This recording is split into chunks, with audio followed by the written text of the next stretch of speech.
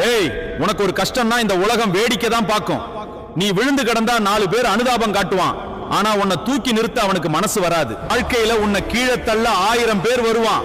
ஆனா உன்னை மீண்டும் தூக்கி நிறுத்த உன்னை தவிர வேற எவனும் வரமாட்டான். விழுந்தியா, நீயா எழும்போதுதான் உனக்கு கெத்து. உனக்குள்ள இருக்க விடாமுயற்சி உனக்கே அப்பதான் தெரியும்.